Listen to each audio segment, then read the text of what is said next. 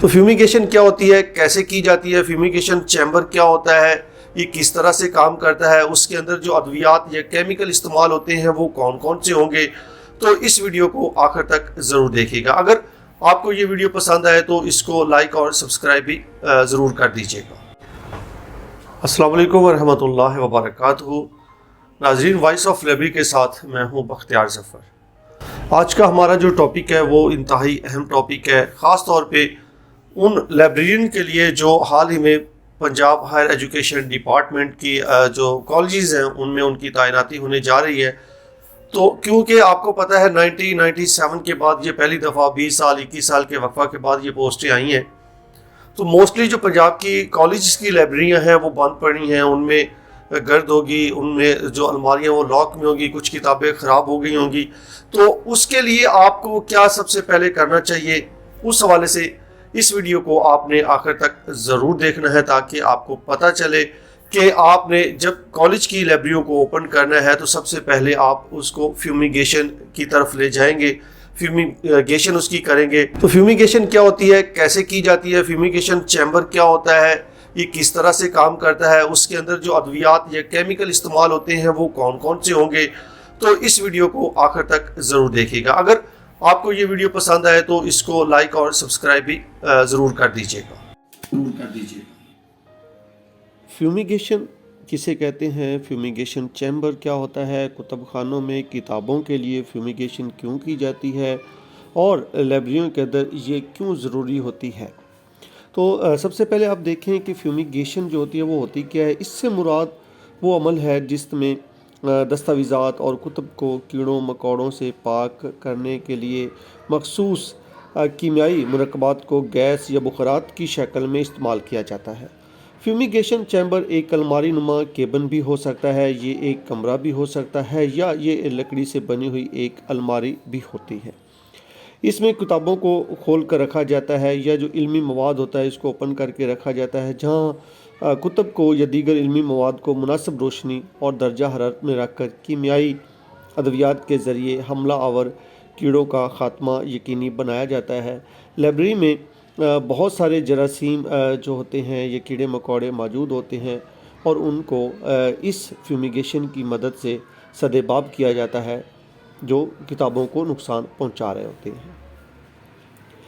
اگر دیکھیں تو فیومیگیشن کا عمل ہم روزمرہ زندگی میں بھی کر رہے ہوتے ہیں، یا کسی نہ کسی صورت میں اس سے آشنا یا اس کو ضرور دیکھتے ہیں۔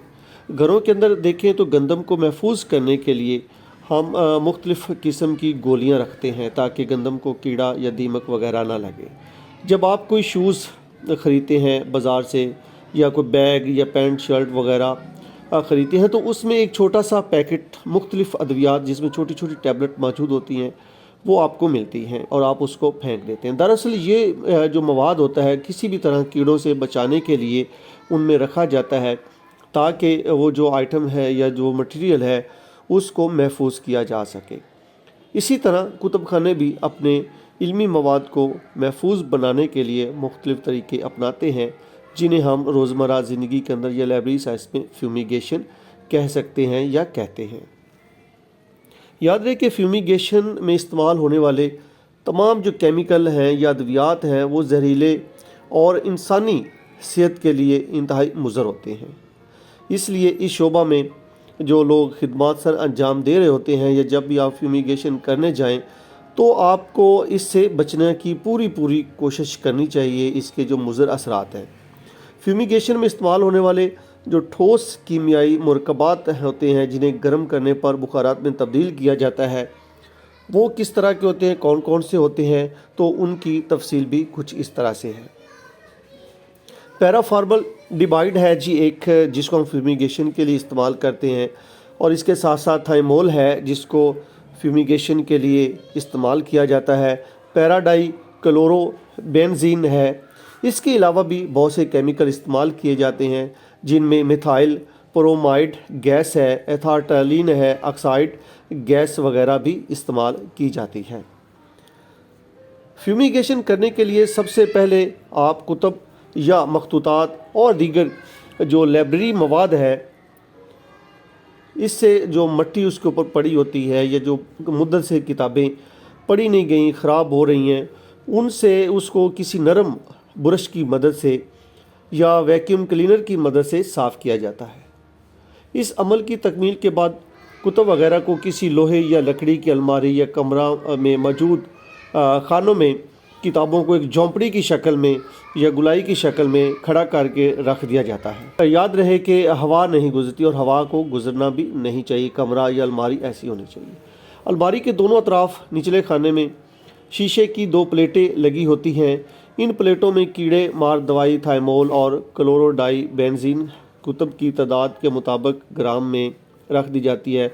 मोस्टली 20-25 ग्राम की जो मेडिसिन होती है वो इसके अंदर इस्तेमाल की जाती है।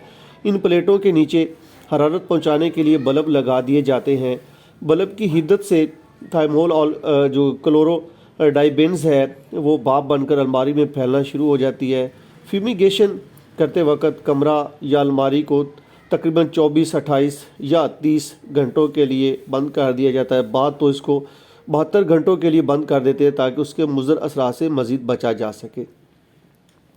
यूँ इस अमल से किसी किताब को नुकसान पहुँचाने वाले तमाम अमाबल से छुटकारा पाना मुमकिन हो जाता है। फ्यूमिगेशन करने के बाद अलमारी खोलने से पहले मास्क या अपने चेहरे को अच्छी तरह से ढांप लेना चाहिए और फ्यूमिगेशन होने वाले मवाद को दीगर मवाद से अलग रखना चाहिए।